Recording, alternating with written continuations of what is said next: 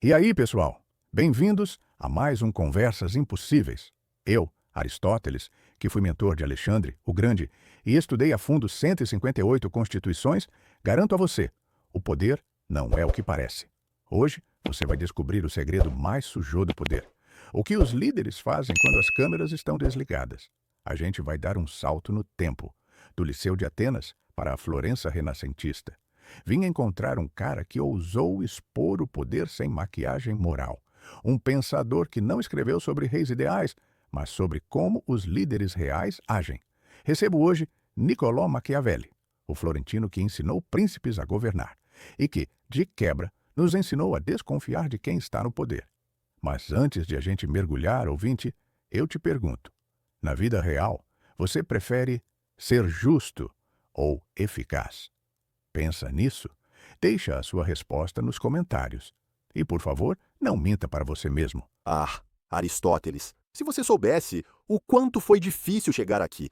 Tive que atravessar séculos de fake news e uma reputação pior do que a de muito tirano por aí.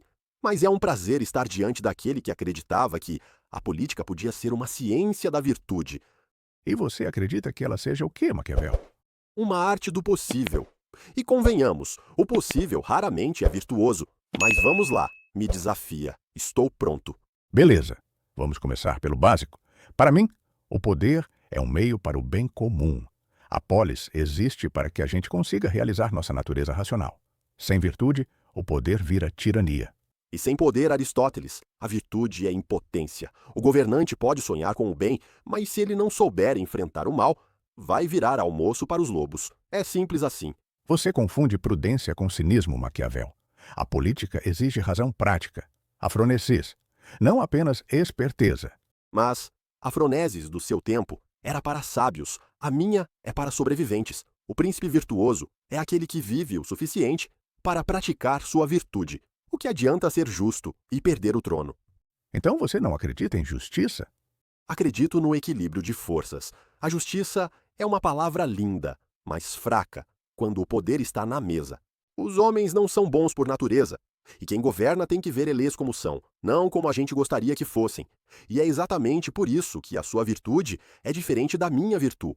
Na minha filosofia, a virtude é hábito, um meio termo entre os extremos que a gente conquista usando a razão. Mas você fala de virtude, e isso não tem nada a ver com moralidade. Não mesmo.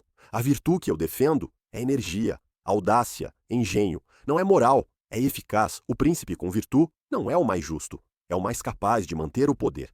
E a fortuna? A fortuna é como um rio caudaloso, favorece quem é audacioso. Metade da vida é sorte, a outra é vontade. O erro dos fracos é ficar esperando que a fortuna os ame. Vejo que você seduziu a metáfora. E ela seduz a história. Quem quer governar precisa aprender a dançar com a fortuna. E, se puder, conduzir a dança.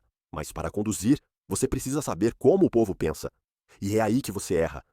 Eu acreditava que a cidade é feita de cidadãos, não de massas.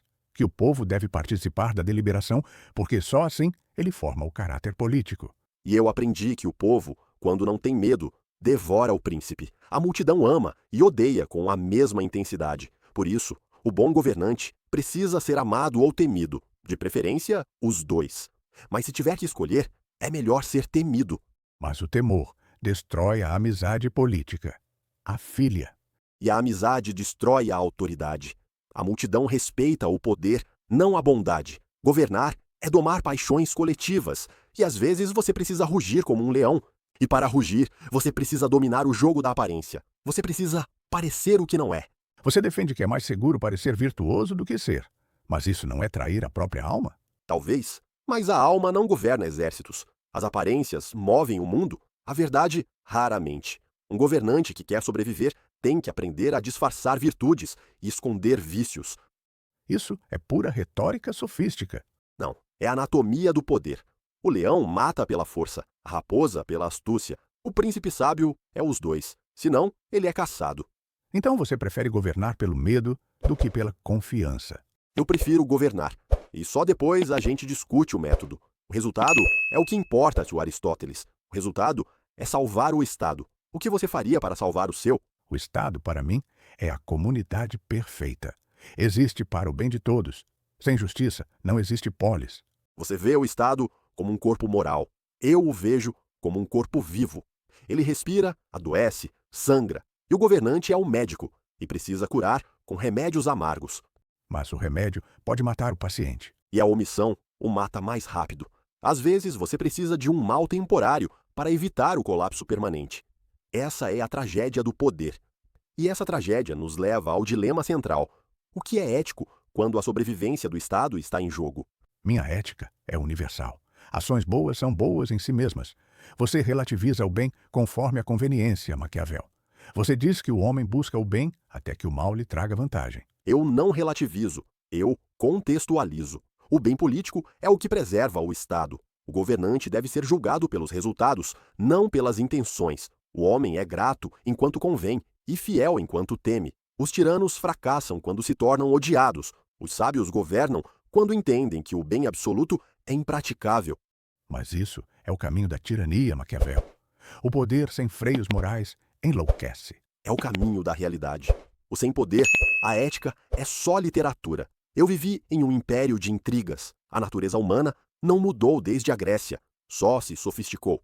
E a maior prova de que a ética é só literatura é o que acontece quando a gente fala de guerra. O telos da polis é a paz e a vida boa. A guerra é um mal necessário, mas não um fim. Você, no entanto, parece ver a guerra como uma ferramenta essencial para o Estado e a milícia como a única base segura. A guerra é a única arte UE um príncipe não pode negligenciar. Um Estado não se mantém com boas leis, mas com boas armas. E boas armas são as próprias. As tropas mercenárias são inúteis e perigosas. A guerra é o teste final da virtude de um líder. Mas a paz é o objetivo, Maquiavel. A guerra só é justa se for para alcançar a paz. O foco na guerra desvia a polis de seu propósito maior, que é a felicidade dos cidadãos. A paz é um intervalo, Aristóteles, não uma condição. E o príncipe que não se prepara para a guerra será devorado na paz. A felicidade dos cidadãos é uma consequência da segurança do Estado. E segurança se conquista com a espada na mão. Mas mesmo com toda a sua virtude, o príncipe ainda tem que lutar contra a sorte.